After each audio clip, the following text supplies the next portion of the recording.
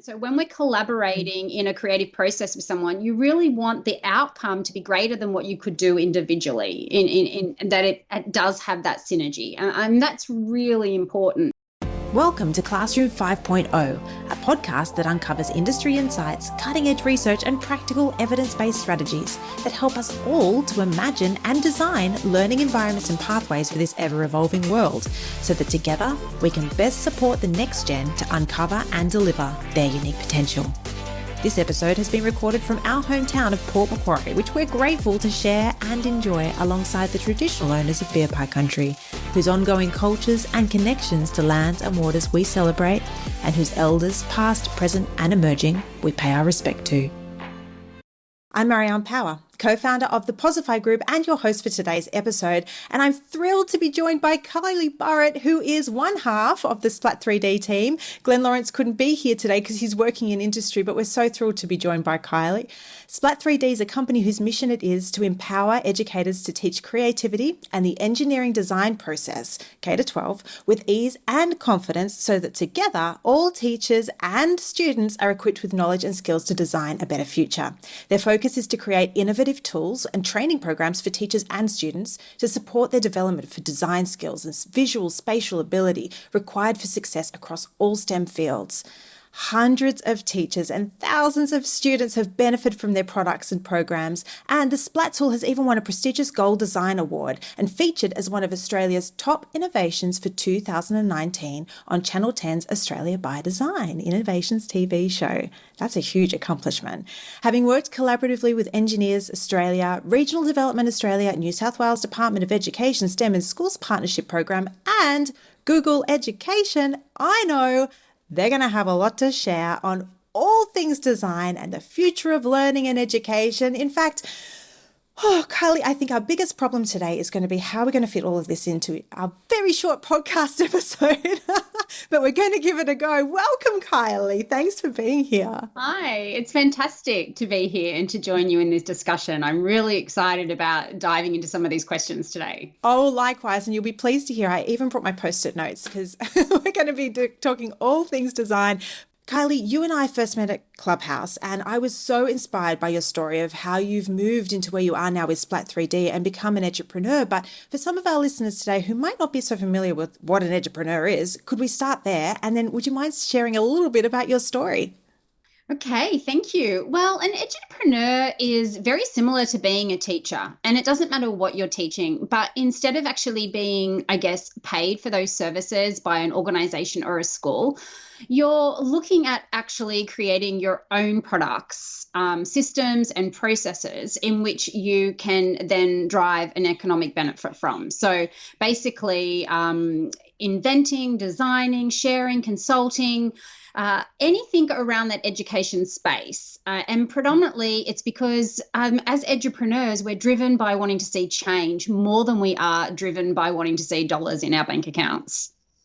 That's a big distinction, isn't it? So it sounds like with edupreneur, you're really solving a problem that's first and foremost and doing things in a very innovative way as well. And tell me, how did you come into this space? What's your background? Oh, my goodness. So I have actually worked with many edupreneurs and entrepreneurs over my time. So my background is not a traditional pathway into education.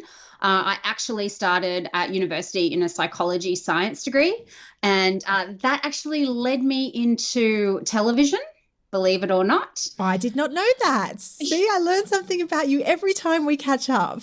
Yeah, and I worked in education for the ABC in Sydney for many years. And then I transitioned out of that to work on a massive event called the Sydney 2000 Olympics. Yay. Oh my gosh.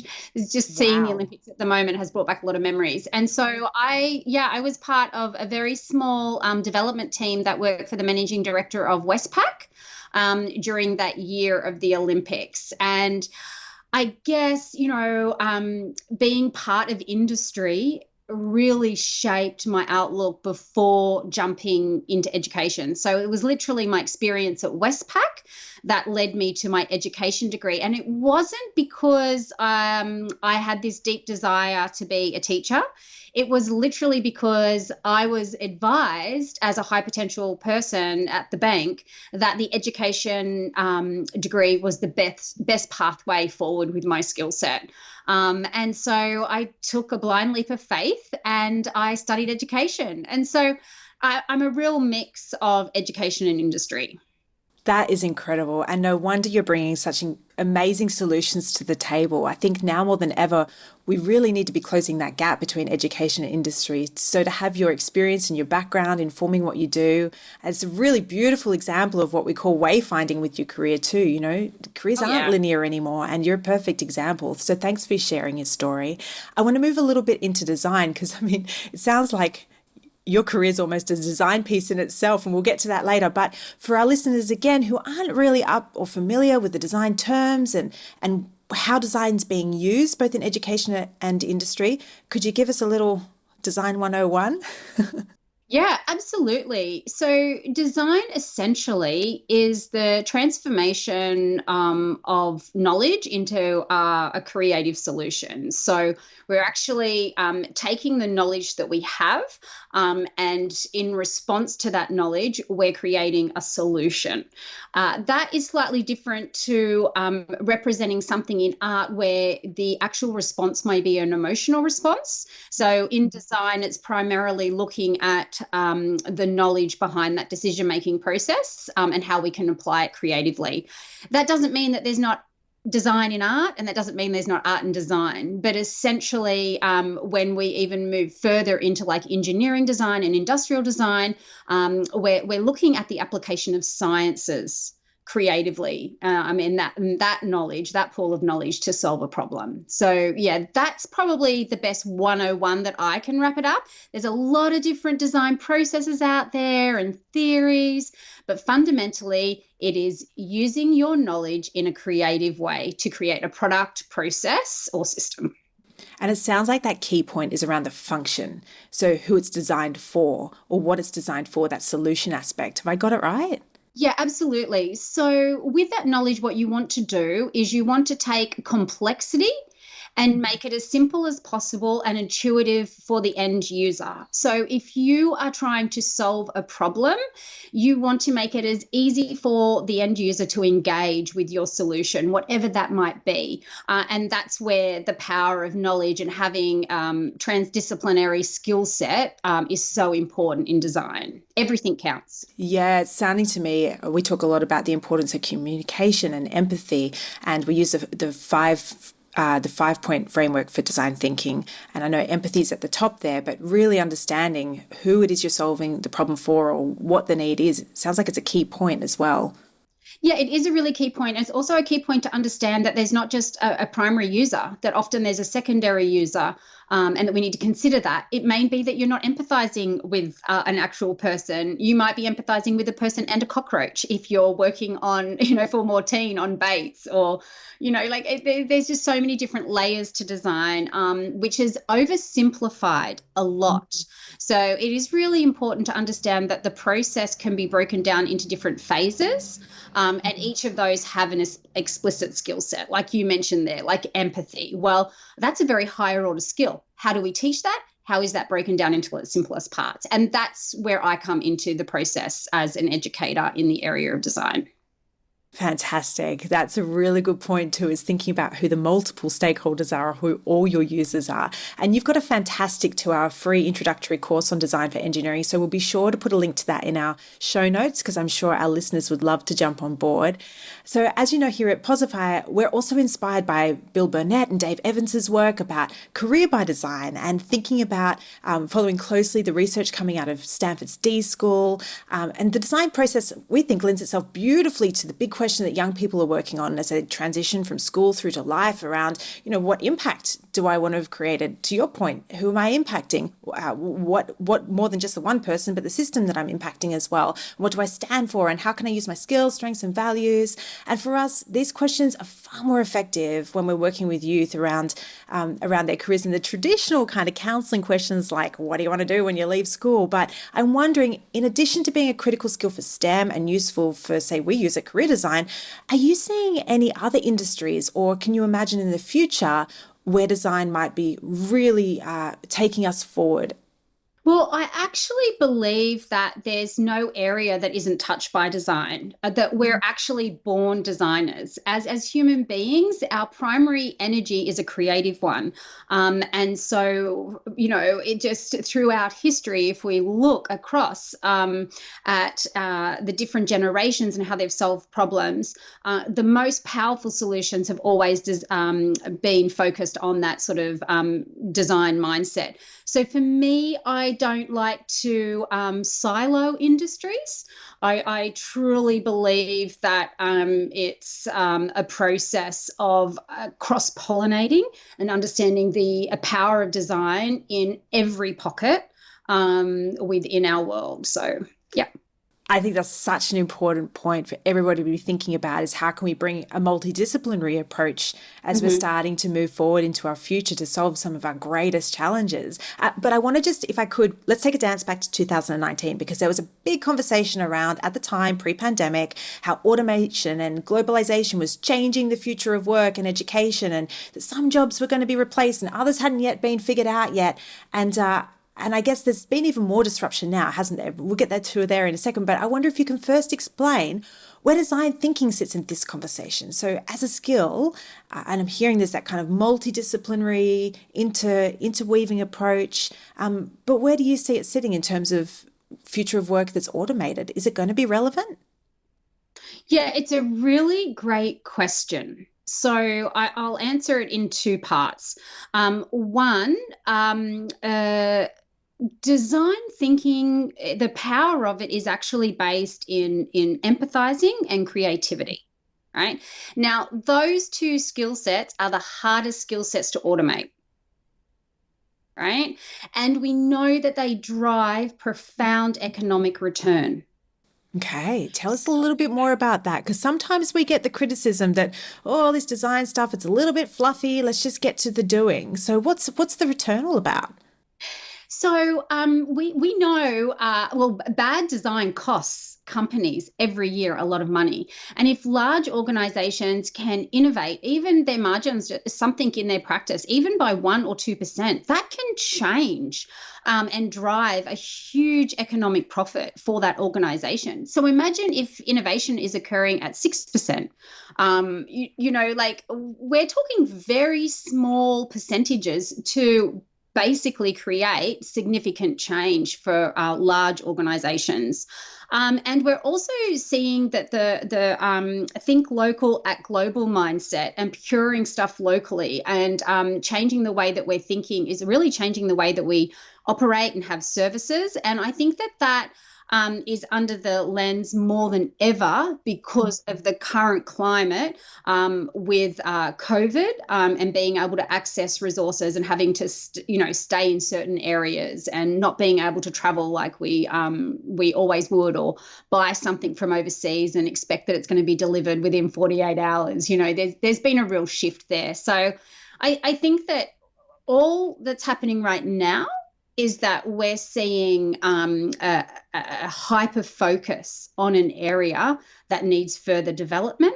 And the only way we can develop that is through technology and creativity. So I hope I've sort of answered that, or maybe you've drifted off. Oh, you so have. So many things are coming to mind. It's really that collision, isn't it? It's that collision of human creativity and human empathy and all of those capabilities that we have that, like you said, are really difficult to replace and automate, but then utilizing in a really productive way exponential technologies so that we can get really a little bit of momentum happening on these solutions. I mean, the last 12 months, 18 months in particular, it's been outstanding. And I personally can't wait to see some of the design solutions coming to more of our, SDGs as well, around how we're going to look after our planet. And we could go on for days, but we won't because we've only got a short point. But yes, you've got my mind blowing, Kylie. Thank you. Yeah. And, on that point, given that the pandemic has catapulted us so much faster into the future than we could have thought, I'm wondering, have you and Glenn noticed any really unique design solutions that you've sat at home and wondered about? I should have mentioned Glenn's your partner as well as being your business partner. So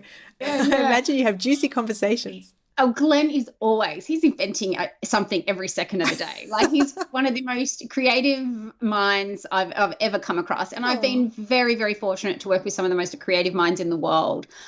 So that, I genuinely mean that. It's one of the things actually that drew me to him. He definitely sees things in a different way, and often quite an out of the box thinker. And so for me, yes, we have seen so many incredible designs on two different levels. I'll speak. One is we ran a campaign with the New South Wales Department of Infrastructure for a competition called the Cool Controller Competition.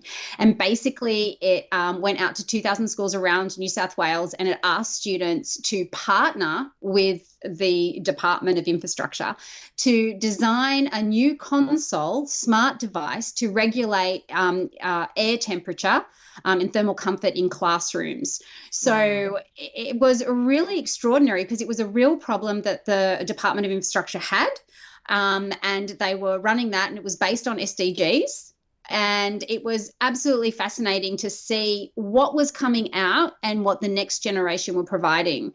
And that was such an interesting time because we're in the pandemic and we're using technology, and the students were innovative and sending images in. And it was really phenomenal to see their level of creativity and design. So that, from a work-based level, something we were working on, was fabulous. The other thing I think on a global level was the collaboration around designing the vaccines. Yeah. That has just taken collaboration to the next level. I wish I could say the same around the design processes of rolling the vaccine out. We'll get there. It's a stretch goal. And so a lot of discussion has actually been around the focus of the intensity and the success of the collaboration across countries with scientists like we've never seen before for an outcome for greater good. That's been phenomenal. And that is a clear application of knowledge to, provide a solution to a situation. The other side of it, where you see, bad design, is that, so many of the people in our world are suffering, don't have access to that vaccine.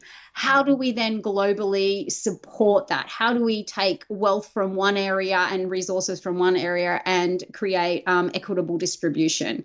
So I guess some of the things that we talk about, and technology can't be extricated from that. Technology is part of that. Just because I'm not talking about an app or something really cool that I've seen on TikTok doesn't mean that the level of technology and innovation behind those practices occurring aren't significant. Yeah, that's so true. And I really like that you've brought up that point of coming together for the design of a product to solve a real problem, but then there's the design of the distribution and what that looks like, and all the differences of understanding each other's needs and perspectives, which is actually a really nice segue. I'm glad we spoke about equity, because the other thing I've noticed at Splat3D that you're talking a lot about is diversity. And I'm keen to talk a little bit more about that, because I noticed a very quirky post on your Instagram that was kind of flipped upside down. So I encourage anyone to jump in and have a look at it. You might find it. But you said that diversity improves engineering design. And so when I think of diversity, and this is where I want to check in with you, I think of all the different types of people and their cultures and their beliefs and their sexuality and their gender and their backgrounds. And I think about their physical and their mental and even their neurodivergence and all the differences that brings, and how important and valuable if we can get those people together in a psychologically safe way to spark creativity and innovation, because we know diversity is great for creativity with different perspectives. But I'm wondering, because it seems like in addition to it being the kind thing to do, it's kind of the smart thing to do, but I might be on my own little path there. So is it the same in engineering? What is teaching diversity for design? Is it different, same, similar? Are we on the right track? Okay, so it's really interesting what you just said, and you're 100% correct. Think Okay. about all the differences, all the different people, all their different needs, their values, their context, their situation. Like we've just looked at, yes, great. Australia's getting vaccine, but what about the people in Kenya? What about the people in India? So they have different cultural needs. How do we access them? Even just people in pockets of Australia that aren't getting the message. So, yes, you're 100% right. But the missing point is that we're not discussing, and the reason why I'm so passionate about creating change and teaching diversity and diverse perspectives is because most of our modern world is based on what is known as the reference man. Hmm. So the reference man is, X height, X weight, white, and our aircrafts, our kitchen bench, our police wear, the suits the astronauts wear, the cars that we drive, the size of the phone that we hold in our hands, are all based on this concept of the reference man. Right now, it's also one of the reasons why men have more accidents in vehicles, but women are more likely to be injured because traditionally, everything has been engineered to the actual formula behind this reference man. And it's very damaging. Not only does it have serious health consequences when we're looking at medical devices, but it also has incredible, just simple everyday impacts on the lives of people. So I think, it used to be that a police officer would be wearing 15 kilograms of gear, or may still be. Now, that's designed on the reference man. How does a policewoman that's maybe 45 kilos go, with her hips every day? Yeah. So I guess the thing that I'm passionate about is what you actually said is 100% true. But when we go up in the pipeline, we've got this reference man model that we need to break. We need to shatter it. And we cannot do that if we do not inspire, students on the ground to get involved and make their future look different. If you want the same, that's what you're going to get, right? So we need people, diverse people of color, of background, of gender, all joining in. And you'll find that in furniture design. Look historically at design. Every single thing in the built world is problematic for anybody that doesn't fit the reference man mold because of this. And there's a great book called Invisible Women. You can put the link in. Definitely. But it's an incredible read. And yeah, it might just offer some insight into why I'm so passionate about diversity in design. Oh, absolutely. And I mean, as you're talking, and I might be wrong, so please correct me, but it's that shift, isn't it, between the reference man to then my brain goes, well, the reference woman. But then what about everything else that we've got as well? So that's kind of a physical thing in one way, some of the examples that you were giving. But then I'm thinking about, mobile disabilities, and I'm thinking about, different brain types and different cultural expectations. So having all these different references. I mean, I know in marketing, we talk about the ideal avatar. And from what I'm hearing from you, actually, we need multiple avatars and be designing across each of them and checking our designs. And Yes. are we really inclusive in what it is we're putting together? It's a real design challenge, I would imagine. It is. And who are you speaking to? Yeah. Who are you speaking to and what message are you sending? I mean, I could go, the stories that I would have in terms of disability and products not being suitable. I could just go on and on for days. I mean, this is literally the tip of the iceberg and an absolute fascinating area to investigate. So yeah, it's definitely a conversation that we all need to have. Oh, absolutely. And I think I might have shared with you, I recently got an adult diagnosis of ADHD myself. And it was only through a few friends pointing out and going, have you kind of thought of this before? And I was like, what? Stop it. I'm a psychologist. Don't you think I would have picked that up? I was like, no, hang on a second. I'm going to check in on myself here. And when I went back through my childhood and was going through the screening tools and started thinking about my own nuances and how it shows up for me. And then I was blown away to find out that, again, from a screening perspective, from our assessment perspective, from the way that we even have the criteria, we used a reference man in psychology. So no Yes. wonder there's so many girls that aren't being picked up in terms of these neurodiverse profiles and getting the help that really can make such a huge difference. Yeah, and it's the archaic system, that is in education too. It's this reference man that we're looking for. It's why probably 50% of our most gifted and talented, like genius level children, are missing in the system because the system's looking for the reference man. It's not looking for the incredible neurologically diverse thinking and ways of expressing. And, from my teaching in Reggio, they really believe that there's, 100 different ways and of expressing ourselves. And when we limit that, we really do miss the gold. Absolutely. Yeah, Absolutely. yeah, Yeah. I mean, one of the populations we're so passionate about amplifying and supporting. And to your point, because they're just going unrecognized, is what we call twice exceptionals. And we've spoken about on the podcast before, but that profile of being gifted and neurodiverse. And you're right, that they're just missing. And all of these things are key points, but I'm also aware, thinking about our listeners and the audience who are thinking, don't give me something else to think about. Education is so big right now and it's blowing my brain. Can you yes. break it down for us? Are there some practical tips that we as parents or educators or even industry members wanting to support the next generation, how can we teach diversity in design? Yeah, absolutely. So I think one of the most profound moments in the classroom when I was teaching, I was instructing, we were having a design lesson and we were copying sort of a product. And I went over to this student's desk. They were a year 4 girl and, really into it. But their image was like back to front. Huh. And my initial thought was, oh, do you want a piece of paper to start again? And something intuitively, and this is something else that it's really important in design, like not everything's logical, some things are intuitive, and we have to feel our way and understand the power of empathy in that respect.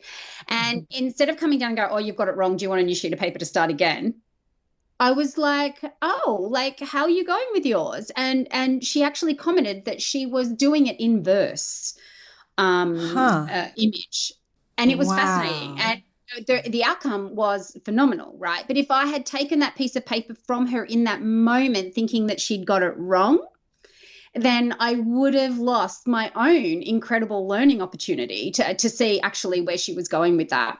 So there's a couple of things. There's 3 profound areas that can affect a child, and that we need to be really mindful of developing these, like shutting everything else out. The areas of communication, so literacy and being able to communicate and collaborate with others and share your ideas. Visual spatial understanding, so how we navigate the world, how we express that, how we move through our physical world, and also how we're preparing to move through our virtual worlds. So the development of visual spatial ability. And also the other one, which is not coming top of mind at the moment, but it will just in a second. Oh, of course, it's what we've been talking about all along. It's empathy, right? Yeah. It's emotional intelligence and development. Now, the reason why I target those 3 things is because they are the 3 foundational areas that will help your child excel across all domains of STEM, and also protect them from losing, sort of a midline or a lower level factory job to automated processes. So they're the 3 that I'd focus on. Yeah, and I'd say don't necessarily look at traditional pathways in design. Everything counts, and don't get caught up too much on what do you want to do, but look at it as who you want to be. What do you want to stand for? Yes. How can you see yourself becoming a contributor? So yeah, that's probably it. That's probably enough. I love that. And as you were talking, a few things were coming to mind for me in terms of how we can practically do that in the classroom and thinking about strengths and knowing what your strengths are, but also what the strengths of your children in the classroom are, and really capitalizing on those and drawing those to a child's attention. How could you use your creativity or how could you use your humor in this particular design problem or to design a solution? And I also heard you talking about communication and keeping that that sort of, I guess, that beginner's mind and that sense of curiosity. You Oh, asked a beautiful question to that child, tell me more about what you're drawing, and modeling to that child that you're interested, you're curious, and you're giving them space in a psychologically safe way to share what's going back. And I'm going to imagine that removing that piece of judgment is really important as well. So offering feedback around what's working well and how can we do more of that, as opposed to shutting down. But you might have seen things differently in design. What do you think about the feedback question when it comes to design? Oh, it's incredibly important. Feedback informs everything. Failure is incredibly important. Like people talk about failure and often as like a negative type of thing, or we failed at something. But really, what we need to look at is failure has a function. Yeah. And it's a very, very important function. And literally, no one really fails at anything until you've quit. So I wish there was a new word that could be invented. But feedback is king. Timely feedback, Yeah. effective feedback is very important. Applying it down the track, a month, a year later, it doesn't have the same power as it being in the moment and conversational and having a connection with that person. So for me, feedback is very, very important part of the process. Yeah, and it should be the focus. Often in design, people talk about like, oh, you're designing a product. But what we're actually wanting to do in education is really harness those skills in the process and provide feedback in the process, as opposed to providing feedback just for the product. Yeah, so it is a process as opposed to an outcome deliverable, isn't it? Yeah, and that collaborative spirit as well. Oh, I'm hoping that little bells are going off for our listeners in the same way that they're going off for me. This is so helpful. But look, I'm curious about your own creative process. So if you haven't checked out Splat3D's YouTube, I highly recommend it. You and Glenn make me laugh out loud. I'll be in some quiet space with my little earphones having to have a bit of a chuckle, but there's so much thought, so much color, so much imagination that goes behind those little snippets that we all get freely accessible. Tell me a little bit about the design process, because I imagine you just didn't go bleh and splat it all over the page. Where did some of these things come from? What was the iterative process there? What were you thinking? Yeah, okay. So it's a really great question because I can answer that probably in two parts. So what you're seeing is the end result of the process. The process that Glenn and I have generally is a lot of fun. And we really enjoy working in that process together. But what's important is that it has a synergy. And so when we're collaborating in a creative process with someone, you really want the outcome to be greater than what you could do individually, in that it does have that synergy. And that's really important. The other part that's really important is the practice behind that process. So we hear about the process all the time, and kids want to jump in when we're doing design and get the materials and all that sort of thing. But what is really important to understand is that the design process has different stages. Like you said, you use a 5-stage model. Each different stage has an explicit skill set that's very different. And it's really important to hone your skills in a daily practice. So when I jump into the process, it is literally the opportunity of that process and that moment meeting with my mind, which is prepared, because I can pick up a pencil and draw my idea, or I can write a pitch, or I can empathize and understand the right way to form a question to ask somebody how they're responding to a product or service, so I can get the information I need to do that iteration. So yeah, so practice and process are two different things, and my biggest push is around the practice. If you want to have a lot of fun in the process. The process is killer fun for anyone that has a honed skill set. That is so true. And it's funny, just before, do you mind if I share? Just before Kylie and I jumped onto this podcast, we had a total technical area. And I have to say, if I hadn't practiced doing this type of interview before, honing skills in being okay with doing things on the run, keeping my cool, I think I would have been a stressed out banana, and there's no ways we would have got this interview done. That's just for me speaking personally, but it also speaks to that idea of failing forward. I mean, we can practice a skill until we're blue in the face, and then some external situation comes and flies in there, and we've got to have that agility and that adaptability to jump on the phone with Kylie and say, hey, so this is what I'm struggling with. Have you got some ideas? And you and I, we found a solution together. And that's a skill within itself too, isn't it? Oh, absolutely. Often there's a point of hesitation, and that's why I'm really passionate about early childhood, Yes. because it's at that point where something happens that you get that split moment decision. You either move forward and happily fail forward, or you step back. And in that moment of hesitation, the real difference is the foundational skill set. Yeah. And without that foundational skill set, you're not building self-efficacy around what it is you're working on. And people that do have that self-efficacy from a sound skill set are much more likely to jump forward and go, hey, let's just wear it. Let's just see what happens. Let's be curious. And if it doesn't work, we'll book another time. We'll do it. It's not a concern for them. It's not how they base their decision-making process around, will I fail or not fail? Like I said at the top, I was very grateful to be failing forward with you, my friend.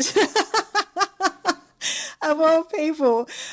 Look, fine. I'm going to throw a spanner in the works because we didn't talk about this before, but I'm curious about the role of perfectionism in design. Do you see it showing up in the classroom or with children in particular or in the design space? And if so, what's your thinking around it? How do we handle that little perfectionistic monster that can sometimes sit on that shoulder and be a little bit overcritical? Yeah. Okay. So, I like to say, as you've probably seen many times on social media, progress over perfection. Yes. And I say that in the spirit of I give myself a finite time, because industry, you have a finite time, and it's what you can do within that time frame.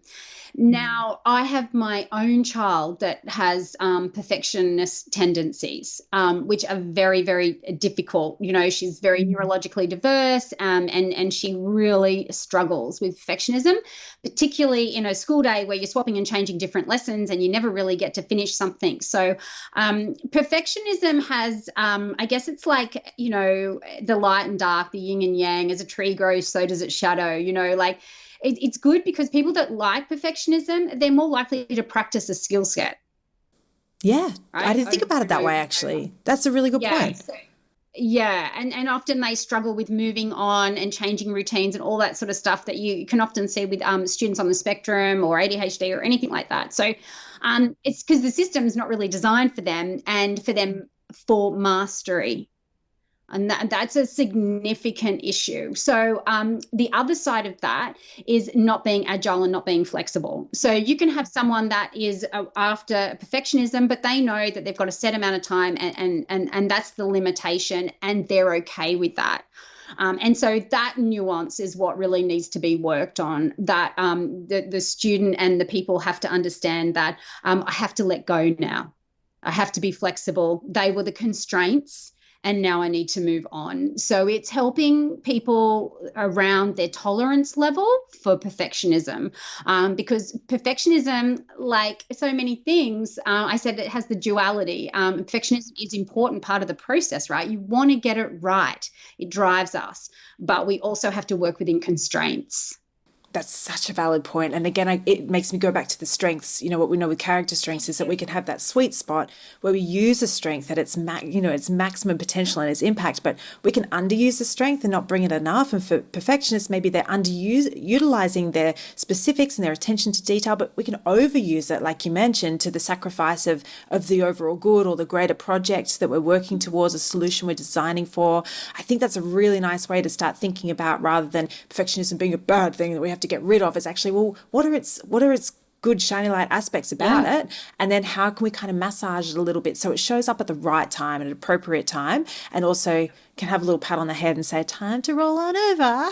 Yeah, that's right. And I think if we look at it in terms of practice, you've got to understand that, you may not get it perfect today, but you might get it perfect tomorrow. Yeah. And in order to go through that process, you have to accept that it may not look like you want it today, but keep practicing and it Yes. might tomorrow. And it's having that ability to see forward. I love that. Thank you for sharing your thoughts. Okay. Well, speaking of perfectionism, I'm going to throw that out the window because this is the time of our podcast where we would normally play a bit of a fun game. But given your love of design, and I know that you and Glenn are super playful at Splat3D, I'm going to suggest if you would like to throw me a game and put me in the hot seat. But if not, that's okay as well. I've got one in my back pocket. What would you prefer? Are you the design game thrower or the receiver today? I think I'm going to let you go because I would need like a pencil and paper and some props or something. So I'm a bit underprepared. I could do a handstand against the wall. We could do a challenge. But, oh, wow. I'm not sure that my setup would cope with that. So I'll throw it to you and you can be a bit more cerebral. I'm a bit physical in my challenges. Okay, on one condition then, because I love that handstand against the wall challenge. So you and I are going to meet up sometime on Instagram Live. And we'll do our handstand challenge. But okay, look, invitation accepted and let's throw. So one of our favorite brainstorming games, and we know that brainstorming is such an important part when it comes to our prototyping, those early design phases of really getting in. We like to flare out. So I want to let everybody know that first of all, the rule is there's no judgment and no idea is a bad idea. And we're going to let go of any preconceived ideas around that perfectionism. This is a game we like to call Yes and today we're going to be designing a classroom 5.0, so a learning space or opportunity of the future. And the only rule is that between our turn taking, we say yes and.